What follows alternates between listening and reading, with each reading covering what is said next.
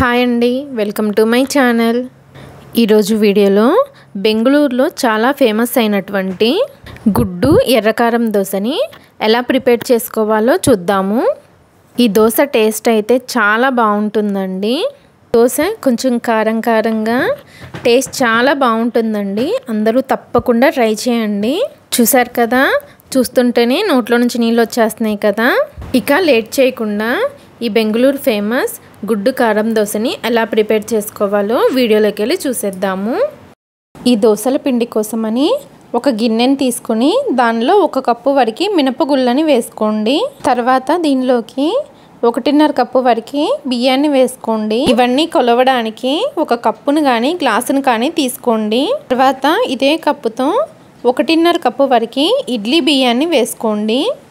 ఇడ్లీ బియ్యాన్ని వేసుకోవడం వలన దోశ మంచిగా క్రిస్పీగా వస్తుందండి. ఒకవేళ మీకు ఇడ్లీ బియ్యం దొరకకపోతే 1 కప్పు మినపగుళ్ళకి 3 కప్పుల వరకు బియ్యాన్ని వేసుకోండి.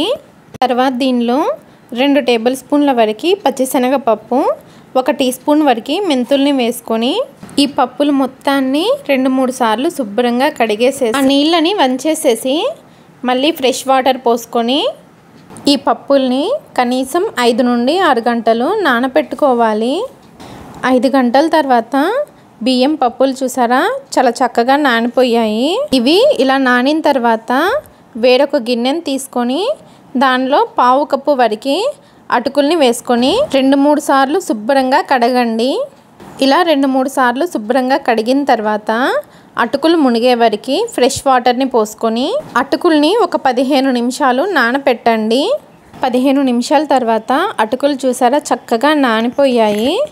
ఇప్పుడు ఈ మినపప్పు అటుకుల్ని మిక్సీలో కానీ గ్రైండర్లో కానీ గ్రైండ్ చేసుకోవాలి. నేనైతే గ్రైండర్లో గ్రైండ్ చేసుకుంటున్నానండి.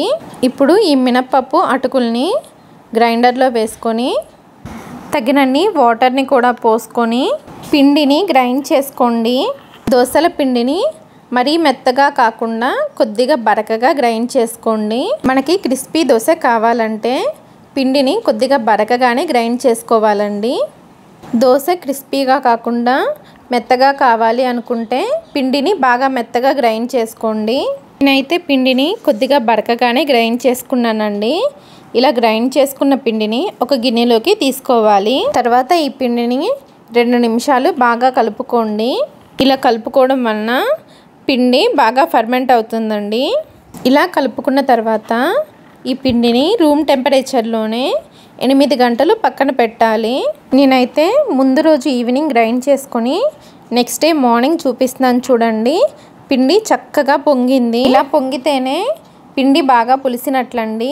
దోశ కూడా చాలా టేస్టీగా ఉంటుంది. ఇలా పులిసిన పిండిని ఎలా పడితే అలా కలపకుండా నెమ్మదిగా ఒకే డైరెక్షన్లో కలపండి. పడితే అలా కలిపారంటే ఫెర్మెంటేషన్లో ఏర్పడిన గాలంతా పోయి దోశ సరిగ్గా రాదండి. ఇలా పిండిని కలుపుకున్న తర్వాత వేరొక గిన్నెలోకి మనకి కావలసినంత పిండిని తీసుకోవాలి. తర్వాత దీనిలోకి రుచికి తగినంత ఉప్పును వేసుకోండి. మిగిలిన పిండిలో ఉప్పేమీ కలపకుండా ఫ్రిడ్జ్లో పెట్టుకున్నారంటే 2-3 రోజులు దోశల్ని వేసుకోవచ్చు. మనం గ్రైండ్ చేసుకున్న పిండి కొద్దిగా గట్టిగా ఉంది కదండి, అందుకని తగినన్ని వాటర్ని వేసుకొని పిండిని కలుపుకోవాలి. పిండిని మరీ గట్టిగా కాకుండా మరీ పలుచగా కాకుండా వీడియోలో చూపిస్తున్నాను కదా, ఈ విధంగా కలుపుకోవాలి. పిండిని ఇలా రెడీ చేసుకుంటేనే దోశ పర్ఫెక్ట్గా వస్తుందండి. మనకి దోశల పిండి రెడీ అయిపోయింది కదా. ఇప్పుడు దోశ మీద వేసుకోవడానికి ఎర్రకారాన్ని ఎలా ప్రిపేర్ చేసుకోవాలో చూద్దాము. ఈ ఎర్రకారాన్ని ప్రిపేర్ చేసుకోవడానికి ఒక గిన్నెని తీసుకొని దానిలో బాగా వేడిగా ఉన్న నీళ్ళని పోసుకోండి. తర్వాత ఒక 10 ఎండుమిరపకాయలని కూడా వేసుకోండి.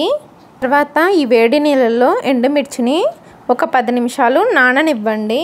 10 నిమిషాల తర్వాత ఎండుమిర్చి చక్కగా నానిపోయాయండి. ఇప్పుడు వీటిని మిక్సీ జార్లోకి తీసుకొని దీనిలోనే 2 మీడియం సైజుగా ఉన్న ఉల్లిపాయల్ని పెద్ద ముక్కలుగా కట్ చేసి వేసుకోండి. తర్వాత దీనిలోనే 8 నుండి 10 పొట్టు తీసిన వెల్లుల్లి రెబ్బల్ని కూడా వేసుకోండి. రుచికి తగినంత ఉప్పును కూడా వేసుకోండి. అలాగే ఎండుమిర్చిని నానబెట్టాం కదా, ఆ నీళ్ళని కూడా 1 నుండి 2 స్పూన్ల వరకు వేసుకొని ఈ ఉల్లికారాన్ని బాగా మెత్తగా గ్రైండ్ చేసుకోండి.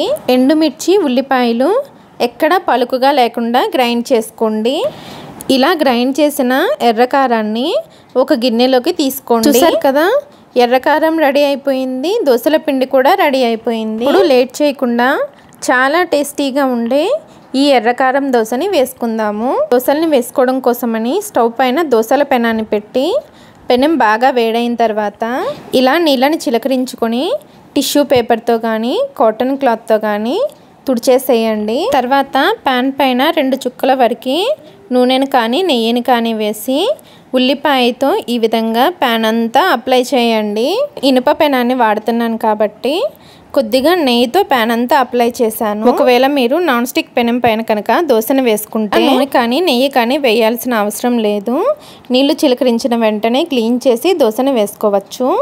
ఇలా ఉల్లిపాయతో పెనమంతా నూనె కానీ నెయ్యి కానీ అప్లై చేసిన తర్వాత మంటని లో ఫ్లేమ్లో పెట్టుకొని మనం ప్రిపేర్ చేసుకున్న పిండిని ప్యాన్కి తగ్గట్లు 1 నుండి 1.5 గరిటెల వరకు వేసుకొని వీలైనంత పల్చగా దోశని స్ప్రెడ్ చేసుకోండి. ఇలా దోశని వేసుకున్న వెంటనే మంటని మీడియం ఫ్లేమ్లో పెట్టుకొని దోశ పైన తడి అంతా ఆరిన తర్వాత ఇప్పుడు దోశ పైన ఒక ఎగ్ని బ్రేక్ చేసి వేసుకోండి. అలాగే 1 స్పూన్ వరకు మనం ప్రిపేర్ చేసిన ఎర్రకారాన్ని కూడా వేసుకోండి.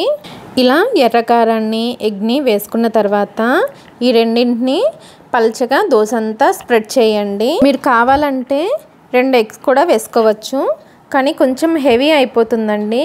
అందుకని సింగిల్ ఎగ్తోనే దోశని వేసుకోండి. ఇలా స్ప్రెడ్ చేసుకున్న తర్వాత దీనిపైన 1 టీ స్పూన్ వరకు నూనె కానీ నెయ్యిని కానీ వేసుకోండి. ఒకవైపు కాలిన తర్వాత రెండో వైపు కూడా తిప్పుకొని రెండో వైపు ఒక 30 సెకండ్లు దోశని కాల్చుకోండి. ఒక 30 సెకండ్లు దోశని చక్కగా కాల్చుకున్న తర్వాత ఈ విధంగా దోశని ఫోల్డ్ చేసేసుకోండి. దోశ చూసారు కదండి ఎంత బాగుందో, చూడ్డానికి మంచి కలరు. ఈ దోశ టేస్ట్ అయితే చాలా బాగుందండి. అందరూ తప్పకుండా ట్రై చేయండి. ఈ రెసిపీ కనుక మీకు నచ్చినట్లయితే మీ ఫ్రెండ్స్కి రిలేటివ్స్కి షేర్ చేయండి. ఈ దోశ రెసిపీని మీరు కూడా ట్రై చేసి మీకు ఎలా వచ్చిందో కామెంట్ సెక్షన్లో కామెంట్ చేయండి. నా ఛానల్ని లైక్ చేసి షేర్ చేసి సబ్స్క్రైబ్ చేసుకోండి. Thanks for watching.